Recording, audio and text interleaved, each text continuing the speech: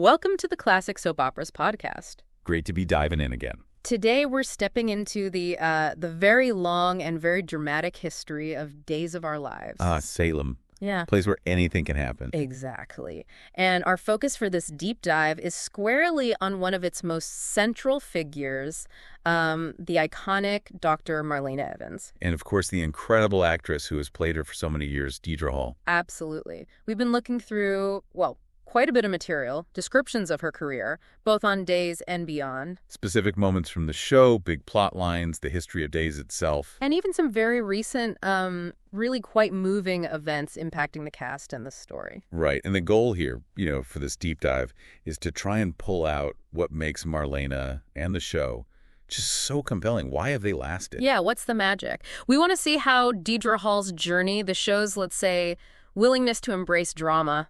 Sometimes wild drama. And Marlena's own resilience all kind of come together. To create this thing that people have been watching for, almost 60 years now? It's incredible. And you really can't talk about Marlena Evans without first spending some real time on Deidre Hall herself. She's not just a soap icon. She really, she breaks molds. Yeah, and what really jumps out, right away is that thing back in '86. Oh, the groundbreaking achievement. Exactly.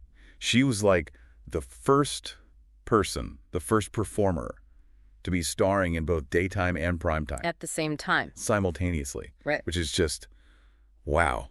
Think about that juggle. Seriously. While she's doing the intense daily grind of Days in Salem. Right, the 5 shows a week pace. She's also a lead, Jessie Witherspoon, in the NBC primetime drama Our House.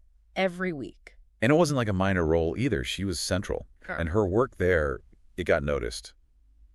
Big time. Yeah, the material mentioned 2 People's Choice Award nominations for her performance. That shows, she was connecting way beyond the daytime audience. Absolutely. And it wasn't just popular votes. There was that group, Viewers for Quality Television. Oh, right. She got nominated for Best Actress by them 2 years running.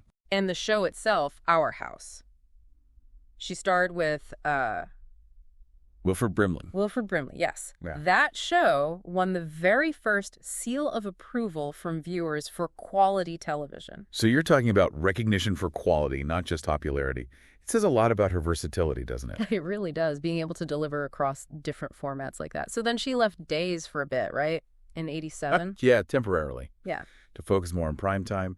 And she built up this really solid list of TV movie credits during that time. And looking at that list, it's pretty impressive. Different kinds of stories, like, And the Sea Will Tell in '91. Yeah, based on the Vincent Bugliosi book, starring with Richard Crenna and Rachel Ward. That sounds like a serious TV movie for the time. Definitely. And there were others. For the very first time. Take My Daughters, Please. And she popped up in some, iconic TV movie franchises, too. Oh, yeah. The Perry Mason movie of the week. Those were huge back then. And a Columbo movie. Right. Getting cast in a Columbo meant you were definitely a known face, a respected TV actor. That's just cool. And Woman on the Ledge in '93 was another ratings success for her. But maybe the most, personal project from that time was Never Say Never, the Deidre Hall story, also '93. Right, the one she starred in and executive produced for ABC. Telling her own story. It was based on her real-life struggle to have a family and her choice to use a surrogate. Which was pretty ahead of its time, really, in terms of talking about that publicly. Oh, absolutely. For a celebrity to be that open about something so personal back then, that was significant. You have to imagine it really resonated with a lot of people going through similar things. For sure.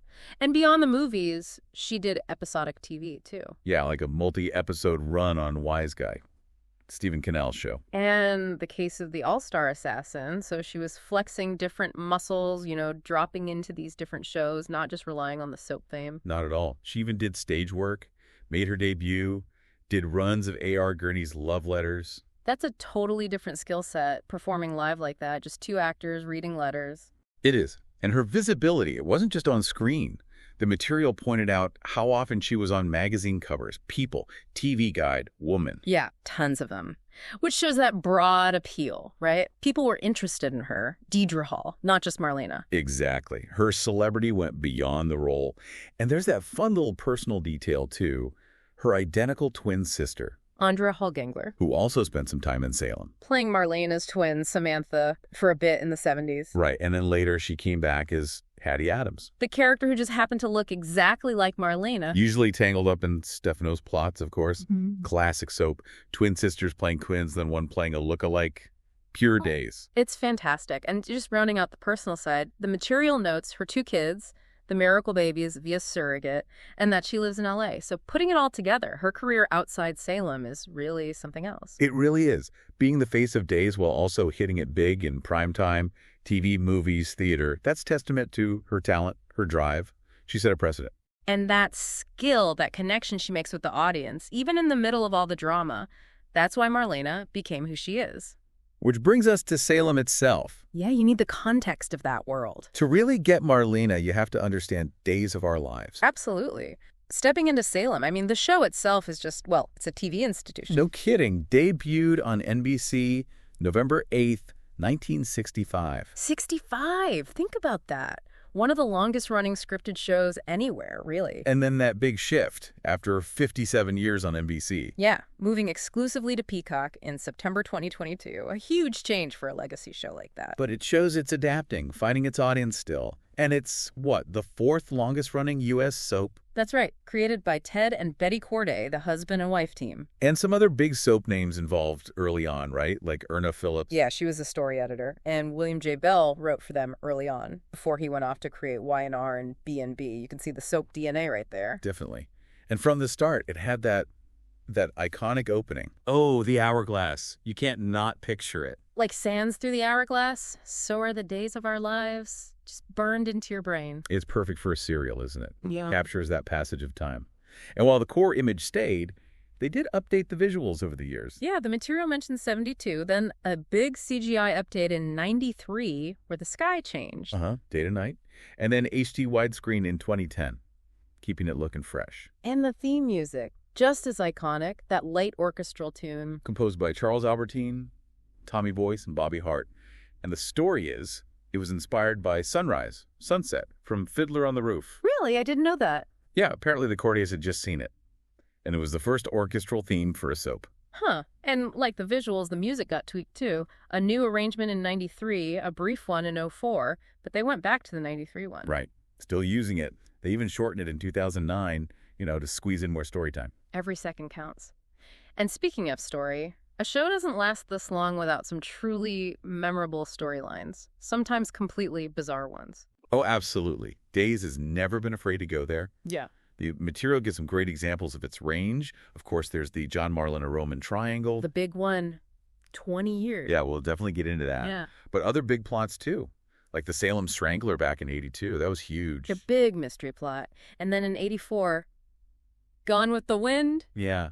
Apparently, they did a whole historical costume drama detour. I saw that. The material said it was to keep viewers tuning in during the Olympics when other soaps were off. Exactly. Like, what do we do? Let's do the Civil War. It's brilliantly nuts. Pure soap thinking. Incredible. And the Cruise of Deception in 1990. Right. Ernesto Toscano trapping everyone on a ship. High-stakes adventure.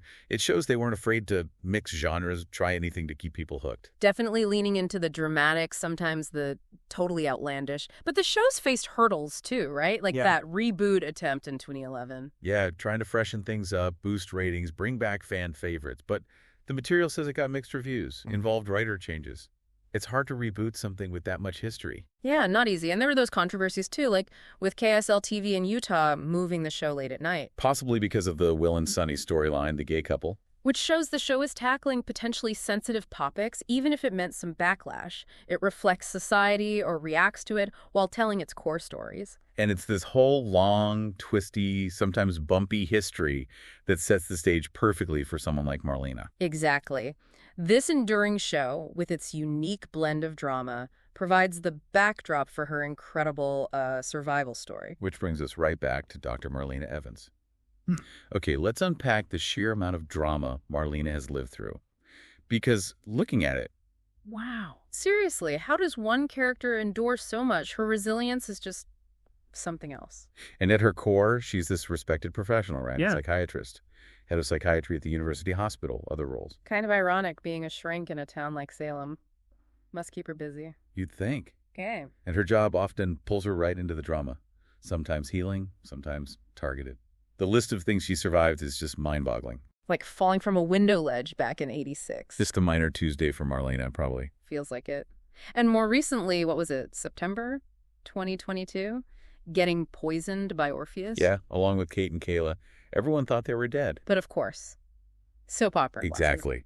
Turns out they were in cryogenic suspension in some hidden lab. Naturally. And there was that detail about them thinking they were in the afterlife and seeing Marlena looking perfect in a white suit and lip gloss. Even facing eternity she's put together. That's so Marlena. It's kind of funny, actually. It is. And besides near-death experiences, she's also been framed as a serial killer. Right. Add that to the list. Mass murderer accusation. Check. And just kidnapped. Yeah. Repeatedly. It seems to be the go-to villain plan in Salem. Grab Marlena. It's less a life, more an obstacle course. And her personal life, especially marriages, equally complicated. Oh, yeah. The material stressed how often her marriages, particularly to John and Roman, were actually invalid for years. Because of that off-screen prior marriage to Alex North. Exactly. It wasn't legally dissolved until he died in 2006. So for decades, many of those big dramatic weddings, technically null and void. Wow. All that angst, all those vows, legally meaningless at the time? That's tragic comic soap genius. It really is. So despite all those attempts with John and Roman, the material points out her first actual legal marriage to John Black wasn't until November 8, 2018. After decades together. That's insane. Decades of being soulmates, facing down demons, literal and figurative, and only one legally recognized wedding until then. It's wild. And through all this, she's also a mother, a big family. Yep. The unnamed child with Alex, presumed dead. Donald Jr. with Don Craig, also deceased. Then the twins with Roman, Eric, and Sammy. The famous twins. Right. She also raised John's son, Brady Black. Yeah. And then her biological daughter with John, Belle. So she's a mom, a grandma, even a great-grandma now, dealing with all the normal family stuff. Like supporting Will when he came out or disagreeing with Eric about Nicole. While also escaping kidnappers and fighting off demonic possession. It's that blend, isn't it? That's the key. The relatable family drama mixed with the completely bonkers stuff. And somehow she endures. She comes back. Maybe with the lip gloss still perfect. Coming back as the queen she is, as the material put it. That resilience is incredible. Okay, let's dive into some of those specific battles. Here's where Salem truly leans into the wild. And these aren't just random plots. They weave together, create these epic rivalries.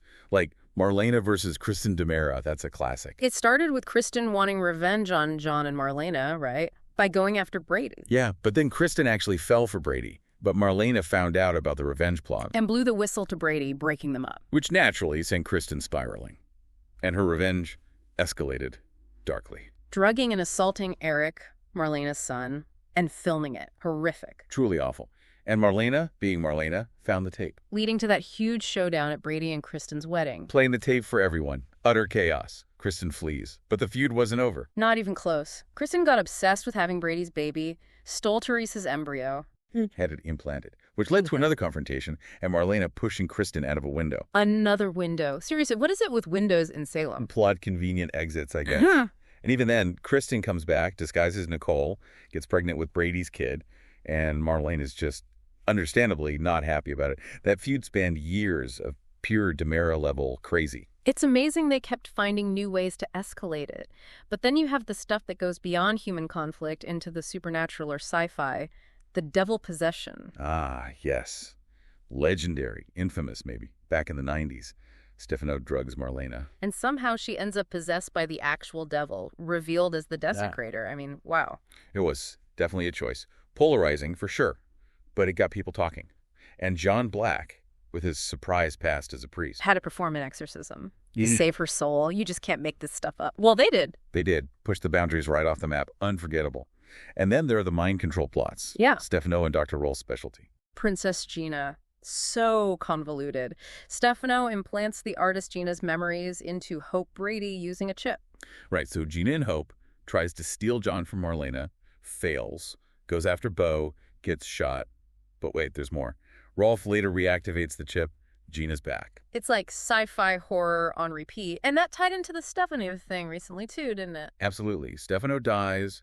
Rolf puts his memories and personality onto a chip, implants it in Steve Johnson. Voila, Stefano. And Stefano, working with Princess Gina, what was their main goal?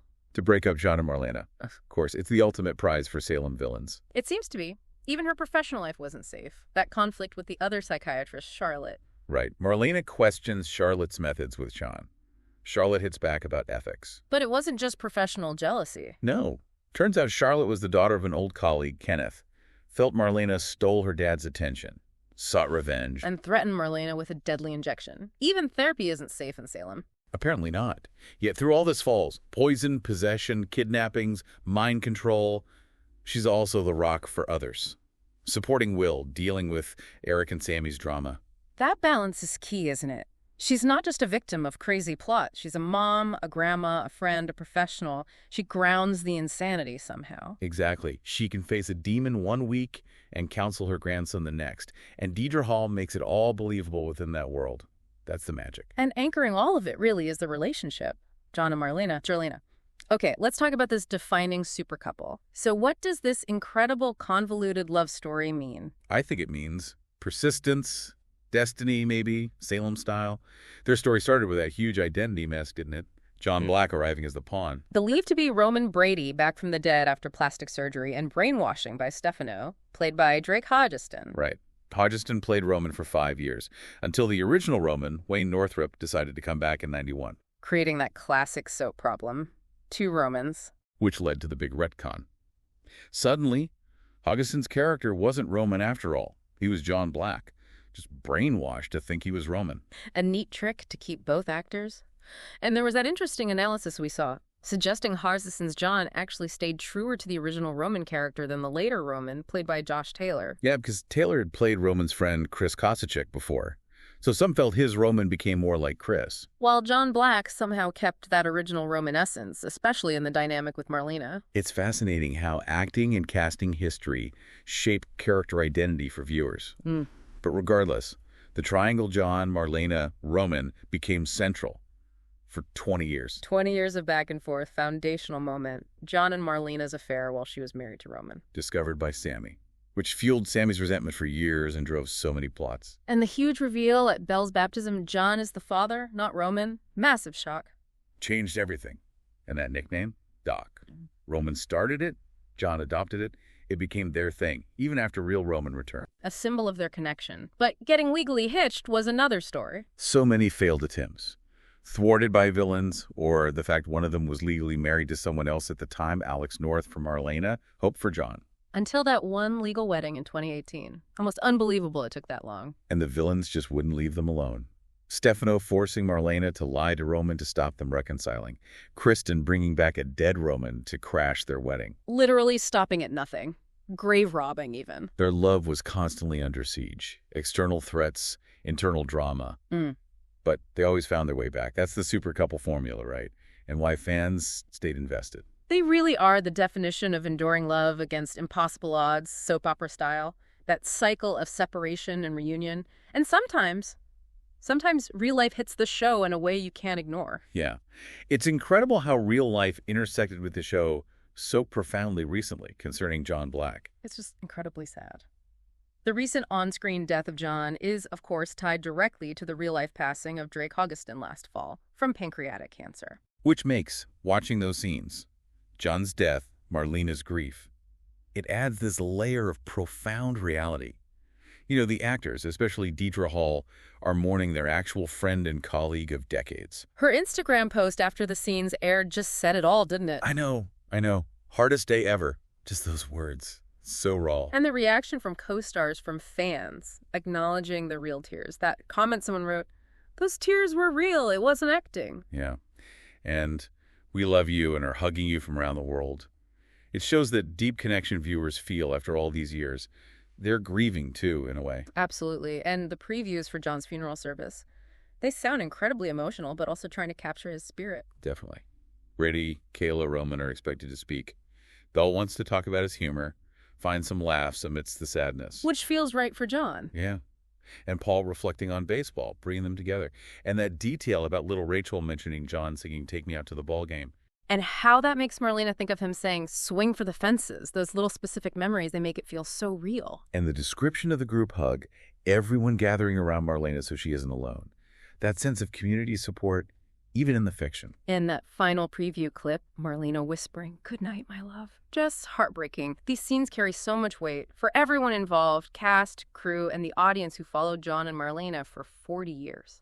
It's a really powerful example of how this long-running fiction has to grapple with real-life tragedy, using the story to explore genuine grief and loss. So when we look back at all of this, Deidre Hall's amazing career, the wild ride of days, Marlena surviving everything imaginable, the epic Jarlena love story, and now this poignant real-life intersection. What does it all really tell us? Why are people still hooked on classic soap operas like this? I think, what really stands out is the power of character. And that connection built over decades. Days works because characters like Marlena, even when they're possessed by demons or cryogenically frozen, they still feel human enough, thanks to performers like Deidre Hall, that you care. You suspend your disbelief because you're invested in them. It's that unique mix, isn't it? The totally crazy plots alongside moments of real, relatable human emotion. Someone falls out a window one day, grieves a lost love the next, and you follow along because you know these people, you have history with them. Exactly. The show's longevity, even moving to streaming, it speaks to that appeal of long-form, serialized storytelling about families, relationships, even if those relationships involve clones and brainwashing chips. Viewers feel like these characters are part of their lives. The aha moments aren't just plot twists. They're seeing universal feelings played out in this heightened world. It really makes you wonder, in today's TV landscape with all the limited series and prestige dramas, what keeps Days of Our Lives turning? Maybe it is that shared history, the familiarity, and how the show lets us explore life's extremes, the bizarre and the heartbreakingly real, through characters we feel we've known forever. It's a unique kind of magic, for sure. A powerful form of storytelling that's carved out its own place. Well, that brings us to the end of this deep dive into Days of Our Lives, Dr. Marlena Evans and Deidre Hall. It's been quite a journey through Salem. A fascinating trip through a pop culture institution. After exploring everything Marlena has been through and seeing how the show is now grappling with the real-life loss of Drake Hodgeston, it makes you wonder, where does fiction end and the authentic human experience begin in a world like Salem? Something to think about. Definitely food for thought. Thanks for joining us today. If you enjoyed this deep dive into classic soap operas, please make sure to like, subscribe, and definitely leave a comment. Let us know what you thought and maybe what other shows or characters you'd like us to explore next time.